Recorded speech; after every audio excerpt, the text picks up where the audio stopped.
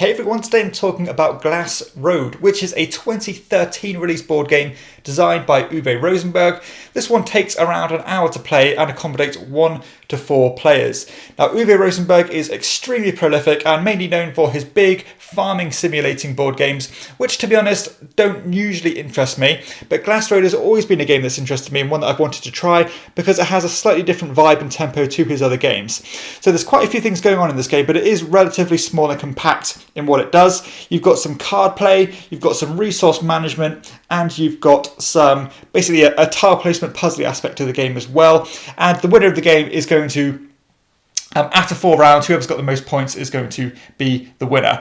So let's talk about what you actually do in this game. So first off, I'm going to show you how to play the game at 2 players. I think this is going to be, well, I generally play at 2 players, so I'm going to use that example. There is a slight variation to the gameplay, but you're going to get the complete gist of the game with some very small tweaks if you want to play at that 3 or 4 player count.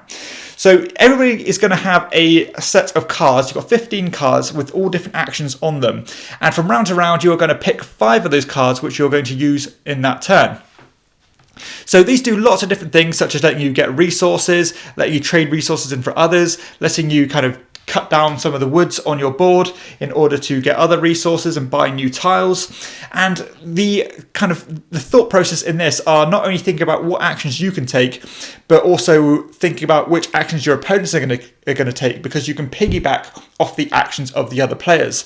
So for example, if I really, I was certain that I wanted to trade in some food for some water and some wood and some water and some sand, then I could take that one. Let's say I wanted to take these 3 without thinking too much about it. And I'm also obviously going to pick 2 other cards. Let's just say, for example, I pick these 2. And the thought process behind that is that I'm believing that my opponent is going to take these actions, because as soon as my opponent plays one of these cards and I have a matching card in my hand, then I can choose to also play that card and get one of the bonuses on them. However, if I play a card that my opponent doesn't have, then I'm going to get both of the actions. So it's about trying to play cards that your opponent doesn't have so that you get the full benefit, but also bearing in mind some cards that you want to piggyback off the other players' of the other player's action. So that's a really cool thought process, and something you're going to have to consider when picking the card that you're going to use. So these are all pretty simple in what they do, as I said, giving you resources, letting you convert resources into others, letting you discard tiles, letting you buy new tiles from this board here, where you have 3 different types. You've got these kind of conversion buildings here, which let you convert goods into other goods as pretty much a free action. So if I bought this building by spending 2 water, I could at any time on my turn convert 1 water into 2 clay. So stuff like that. The second one here are like a one-off bonus, where this tavern here lets me use the one-time effect of an adjacent immediate building. So again, a kind of a puzzly aspect here where I want to be building things in a certain pattern to get the maximum benefit. And ones like here, like this wood deposit, lets me gain 2 wood per empty space adjacent to the building, or this one here just gives me 7 water just instantly. And you can see here as well that some of these tiles offer victory points, which we dished out at the end of the game. Now, the final kind of style of building here are these bonus buildings, where you're going to get certain points based on endgame criteria. So the bathhouse, for example, will give you 2 points if there is an adjacent water tile next to it, and some of these cards are going to let you build new water tiles, for example, like this cultivator. You've got ones here that will give you like 3 points for every brick you have at the end, or 4 points for every square of sand tiles, or there you go, like the factory gives you 2 points for every adjacent bunker of sand. So that's how the scoring is generally going to work. There's a lot of variability in the tiles you've got here, and I've just shown the ones here as an example. But something that this game does very differently to anything else are these resource wheels, and this is going to be the system in which you're going to manage your resources, and it does something quite unique to anything else out there. So how this is going to work is that whenever you gain resources, let's say for example I gained 3 of this coal or charcoal, whatever it is, 1, 2, 3. I go up the wheel, and as you can see here now, I own 3 of this, 2 of this, and 1 of this. And at the moment I've got 0 bricks. But at the moment, you can see that I've got an empty space here, which means that this automatically, and there's nothing you can do about this, produces 1 brick. So whenever there is a gap there, it will automatically push into the next resources, which will adjust your resource kind of your capacity. So automatically it's going to convert from one to another. So as you can see, it's spent my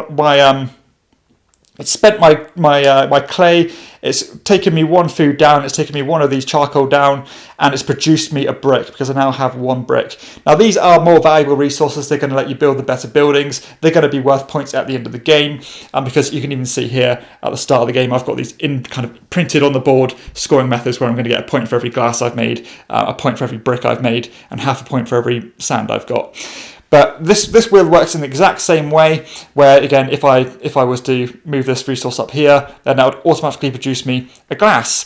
So this system is one of the main elements of the game that is really quite brain-racking in how you're going to manage it, because you often want to keep a resource back because you often don't want to produce something because you might be looking at a certain building that you're looking for. So that's going to be how the game is going to work. You're going to play that 4 times, and once so in a 2-player game, once somebody's used all of their cards, then it's going to end the round immediately. But in the higher player counts, you're going to generally play 3 cards each. And potentially have up to 5 actions by piggybacking off other people's selections. So that's a pretty simple game, but that's how it works. There's going to be a lot of variation in how you're going to score points, and you're going to tally up how many points you've got on your player board at the end, and whoever's got the most points is going to win. So let's talk about how I feel about the game. So mechanically, I think this game is so elegant. I really like this hand management system. I love the idea of not only having to think about what you're doing, but having to consider about what you're confident your opponent might do something, so therefore I'm going to play this card, so I'm going to get a bonus action off of that. And not only am I going to get a bonus action, I'm actually going to diminish the power of his action, because that player is also only going to get one of the 2 actions rather than the full power of the card. So that's really cool. I like that. Maybe in the lower player counts, that's not going to happen as often, because there are 15 cards here and you're only selecting 5 of them. However, in these higher player counts, you're probably going to be piggybacking a lot more often than you would at the lower player counts. But nonetheless, I think it's a really cool system, and there's a good diverse range of cards here that do different things. The slightly more powerful ones let you or require you to get rid of other resources to do other things, but you always have options to do something, which is really great. I really like the variation in the buildings here. I like the ability that you can constantly use these conversion buildings when you want to. So that gives you more flexibility to convert goods into other resources, which is a really useful tool to have in your back pocket and to use freely. You've got, again, lots of one-off bonuses that you can use, and you've got the end game bonuses to vary your strategy from game to game depending on what's available. And as I said, there is a lot of variation here. There's a lot of tiles in these bags, so from game to game it's going to be very different. The spatial aspect of the puzzle is quite interesting as well. It's pretty scaled back and it's pretty chilled out, but there is some things to consider. Some buildings will give you points based on adjacencies and having empty spaces around it, so you do have to map out your board quite carefully. I like the way that you have to get rid of these woods and create more spaces. It just works well, and it doesn't try to be something it's not, and it keeps the game being simple. But the thing that I love the most about this game are these resource wheels. This is such an innovative and clever mechanism that can really put a lot of weight in the decisions that you're going to make. Because often you will want to build up certain resources in order to buy one of these buildings in the first place. But when you do so, for example, I might want, 3 clay, 2 coal, and 1 food. But as soon as I do that, I'm going to produce another brick, which means that I no longer have any food. So doing things in the right order can be quite stressful, and can add a lot of depth to the decisions behind what you're doing. And the same applies to this wheel as well. So you've got these 2 kind of different resource wheels. Some of them correlate to one another. For example, both wheels use these black coal tiles or coal resources.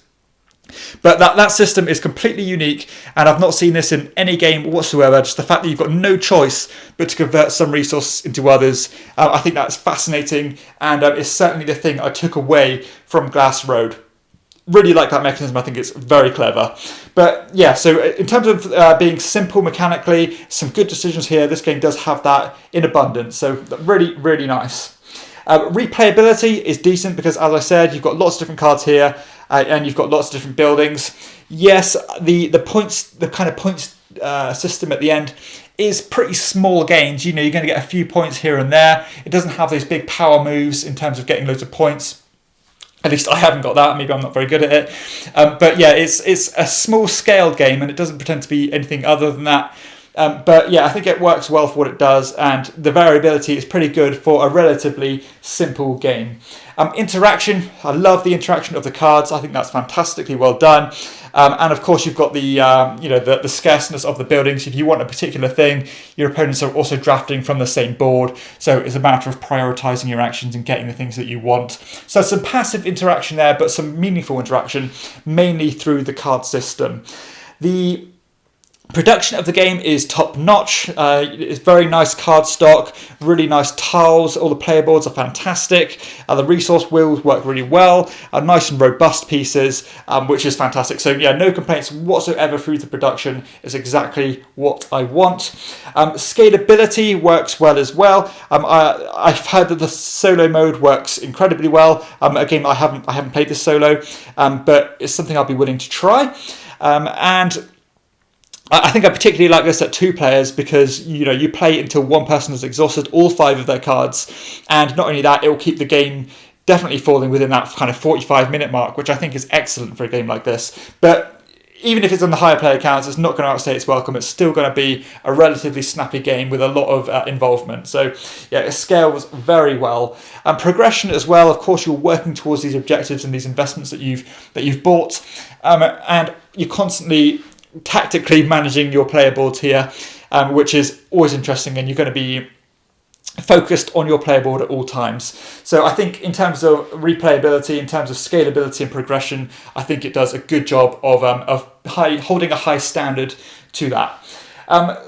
Time investment, a 45-minute game, an hour game for this, I think is great. There aren't too many Euro games that fall under an hour, and this one does that, but it still has some things going on to keep it interesting and make it unique, make it dynamic, and yeah, it certainly has its own identity, particularly, again, through this resource wheel. So overall, I am really impressed with Glass Road. I think it's a lovely game. It has some really unique things about it. I would have liked to have seen the kind of glass blowing theme come through a bit stronger because I really like this idea. But nonetheless, it still does what it does extremely well. 3 or 4 separate different mechanisms here that are strong in their own right but do gel together wonderfully. The card system is really well done. One of the best examples of this simultaneous play that I've seen.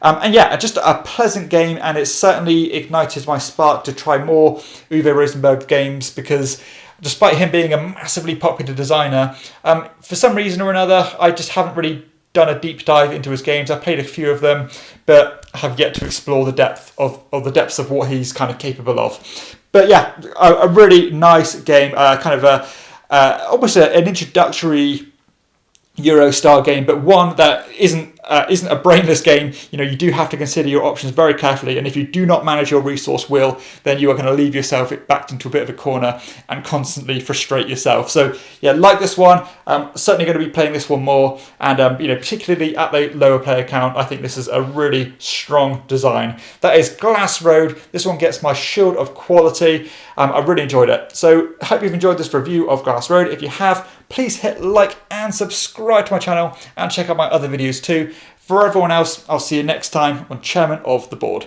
Bye.